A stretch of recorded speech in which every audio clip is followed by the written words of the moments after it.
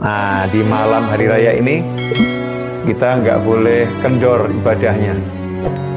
Seringkali kita lupa kalau malam hari raya ibadahnya jadi kendor, sehingga langsung kelihatan kualitas kita itu terjun bebas. Yang tadinya begini, tahu begitu malam satu Syawal, Masya Allah, na'udzubillah min dzalik, turun. Ya, sampai ke dasar kadang-kadang ya. Na'udzubillah min dzalik. Kemudian kita termasuk orang yang istiqomah. Istiqomah, makanya kita harus mempertahankan semua kebaikan yang kita lakukan di bulan suci Ramadan. Yang pertama, sholat 5 waktu berjamaah. Ya, ini kalau tadi isya'nya belum berjamaah, isya cari jamaah. Ya, isya cari jamaah. Jangan sampai sholat isya'nya sendirian, rugi kita. Ramadan kita udah jamaah, begitu masuk malam 1 Syawal kok jamaahnya hilang. Ya, maka termasuk kita na'udzubillah min dzalik kalau seperti itu, orang-orang yang mungkin nggak dapat Lailatul Qadar. Karena ciri-ciri orang yang dapat Lailatul Qadar bisa istiqomah dengan ibadahnya selama bulan suci Ramadan. Ada perubahan ke arah yang jauh lebih baik. Yang Ramadan biasa sedekah, maka jangan sampai di luar Ramadan kemudian jadi pelit. Ya, kalau Ramadan itu kita udah biasa sedekah, di luar Ramadan kita juga harus sedekah dan sedekah terus. Kemudian yang sudah berlapang hati memaafkan siapapun, maka masuk 1 Syawal hatinya harus makin lapang ya, kepada siapapun maafkan, menjalin persahabatan dan jangan menciptakan permusuhan ya dengan siapapun. Na'udzubillah min dzalik, kalau sampai setelah masuk 1 Syawal justru kita terlibat dalam permusuhan dengan siapapun, maka ini penurunan. Nah, yang perlu diwaspadai adalah tadi azan maghrib, Allahu Akbar, di wilayah manapun masuk 1 Syawal, maka dikatakan setan-setan yang tadinya itu dibelenggu, ya setan yang tadinya dibelenggu, kemudian neraka yang tadinya ditutup, surga yang tadinya pintunya dibuka lebar-lebar, begitu malam 1 Syawal dengan ditandai masuk waktu maghrib, setan yang dibelenggu itu dilepas semuanya. Ya, belenggunya dilepas. Bayangkan 1 bulan setannya dibelenggu, di penjara, tiba-tiba dibebaskan. Maka di malam hari raya setan juga berhari raya. Ya, setan juga berhari raya. Setan langsung mencari yang dulu biasa dia goda itu di mana sekarang posisinya. Oh, orangnya mudik. Wah, dikejar sama setan nih. Kemana dia? Oh, orangnya nggak mudik. Ya, dikejar sama setan. Nih, jadi kok mungkin ada yang lagi tugas saat ini, kebetulan tugasnya di kampungnya, atau lagi berada di kampung mudik, ya mungkin berangkatnya waktu sebelum ada larangan mudik 1 bulan yang lalu, ya dari awal Ramadan. Oh, dia nggak ada di kotanya yang dia biasa saya goda. Dulu sebelum Ramadan dia ada di kota, sekarang dia ada di dalam hutan. Jangan dikira kemudian setannya nggak cari, dicari sama setannya. Oh, setan itu punya auto detektor. Dia langsung bisa mendeteksi di mana ini kawan-kawannya dulu yang biasa dia goda. Berhamburan, setannya berhamburan.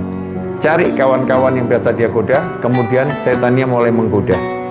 Ya, dengan godaan yang biasa, ya untuk kita menunda-nunda sholat, ya untuk kita benci orang lain, maksiat-maksiat. Kemudian nafsu diumbar sama setan. Setan ngajak kerja sama nafsu, ya nafsunya diprovokasi oleh setan untuk sampai melakukan hal-hal yang diharamkan Allah Ta'ala. Na'udzubillah min dzalik. Kita harus waspada, jangan sampai kita ketemu setan kita lagi kemudian bersahabat. Kita katakan, bye-bye setan saya yang dulu ada di sebelum Ramadan. Ya, Ramadan kan kita udah bisa, udah 30 hari kita bisa, nggak ada rujuk lagi sama kamu wahai setan. Silahkan kamu pergi sejauh-jauhnya. Saya pengen jadi orang yang sekarang istiqomah sholat 5 waktu berjamaah. Ya, saya sekarang pengen jadi orang yang rajin baca Al-Quran, baca mushaf, ya kalamullah. Saya sekarang pengen jadi orang yang bekti sama orang tua. Saya sekarang pengen jadi orang yang damai dengan siapapun. Jangan ajak saya musuhin siapapun. Nah, ini harus kita katakan pada diri kita di malam hari ini dan seterusnya. Kalau malam ini kita gagal, ya Allah, berarti ya besok-besok akan lebih mudah diganggu oleh syaitan. Wong ini sama Ramadan deket banget kok. Barusan tadi maghrib kita pisah sama Ramadan. Masa amalan kita sudah berbeda jauh. Nah, jadikan pintu surga selalu terbuka buat kita. Ya, pintu surga terbuka terus, ya, pintu neraka tertutup terus. Ciri-cirinya bagaimana? Jadi mudah ibadah. Masuk 1 Syawal itu ibadah jadi mudah. Ya, besok ibadahnya mudah, lusa ibadahnya mudah. Semua jadi mudah untuk ibadah. Kalau diberi kemudahan ibadah, maka kita termasuk orang-orang yang selamat, ya, orang-orang yang sukses, minal aidin al faizin, orang-orang yang kembali suci, ya, orang-orang yang kembali pada fitrah. Kembali pada fitrah ini maknanya 2. Setelah kita 1 bulan itu ibadah, di bulan suci Ramadan makan dikurangin, ya, makannya dikurangi, makannya juga teratur, maka fungsi fisik kita itu dikembalikan seperti aslinya. Seperti kalau kita mobil itu ada servis berkala, ya, ada servis berkala, ada turun mesin. Nah, ini kalau bulan suci Ramadan ibaratnya itu bukan servis berkala tapi turun mesin. 30 hari mesin tubuh kita ini diperbaiki dengan pola makan yang lebih teratur, yang sehat, kemudian juga gerakan tubuhnya dibuat lebih banyak dengan ruku, sujud, i'tidal, ruku, sujud, i'tidal, ya, dengan qiraatul Quran, sehingga fisiknya itu menjadi kembali seperti bayi yang baru lahir. Seger semua fisiknya, jantungnya jadi bagus, ya, semuanya jadi bagus karena kita terapkan ilmu puasa dengan benar. Nah, selain alal fitrah, selain tubuhnya seperti fitrahnya jadi seperti bayi, maka juga ruhnya jadi seperti bayi. Ruhnya dibersihkan dari kotoran dan dosa. Ruhnya suci kembali. Nah, ciri-cirinya orang yang ruhnya suci kembali bagaimana? Riang, kemudian ringan, ringan untuk maafkan, ringan untuk berbuat baik. Itu ruhnya suci kembali. Kemudian ringan untuk ibadah, ringan untuk taat pada Allah Subhanahu wa Ta'ala. Mudah-mudahan kita semua dapat yang seperti itu. Amin Allahumma amin. Nah, kalau kita bulan Ramadan tadi sukses minal aidin, maka kita akan dikembalikan 1 Syawal, zahirnya balik seperti bayi, kemudian ruhnya juga kembali seperti bayi. Nah, al-faizin yang sukses.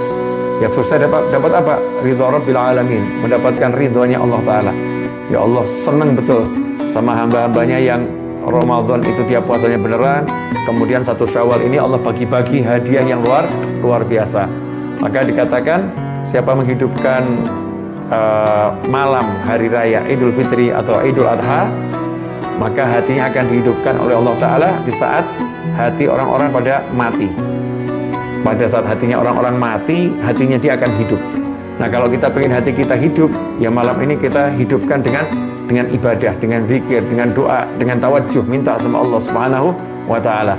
Khalifah Ali bin Abi Thalib karramallahu wajhah itu kalau malam hari raya itu sholatnya dikatakan bahkan lebih hebat, kalau dilihat lebih hebat daripada Ramadannya. Nggak berubah gitu ya, nggak berubah.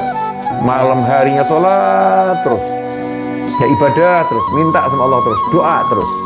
Nah, sementara kita ini kalau malam hari raya seperti setan kita nih. Mohon maaf ya, bukan kita setan, kita nih jadi seperti setan, seperti orang yang tadi dibelenggu dibebaskan. Iya, merdeka. Kalau kita seperti itu, naudzubillah min dzalik, berarti bedanya kita sama setan apa? Bedanya kita sama setan apa? Kok dengan lepasnya Ramadan jadi seperti terbebas dari belenggu. Jadi Ramadan itu membelenggu. Ya, Ramadan itu memenjarakan kita seakan-akan. Naudzubillah min dzalik. Jangan sampai kita seperti itu. Kita harus beda dengan syaitan. Begitu masuk 1 Syawal hari raya, ya kita itu senang, tapi bukan senang seperti orang yang merdeka bebas dari penjajahan. Kita senangnya karena kita bisa menyelesaikan ibadah insya Allah dengan baik, kan begitu. Nah, terus semangat untuk menanti Ramadan di tahun akan datang. Oh, kita punya checklist Ramadan tahun ini, kekurangan saya ini. Nanti Ramadan tahun depan saya harus jauh lebih bagus, makanya mulai 1 Syawal ini saya akan berupaya. Bahkan orang-orang soleh zaman dahulu itu kalau 1 Syawal sudah menyiapkan diri untuk Ramadan tahun berikutnya, termasuk dari ekonominya, sudah mulai menyisihkan penghasilannya untuk Ramadan tahun berikutnya, karena Ramadan nggak pengen kerja. Ramadan hanya untuk ibadah, jadi nanti Ramadan sudah punya income yang cukup, penghasilan yang sudah bisa digunakan untuk menghidupi 1 bulan penuh untuk keluarganya, untuk dirinya dan orang-orang yang wajib diberi nafkah.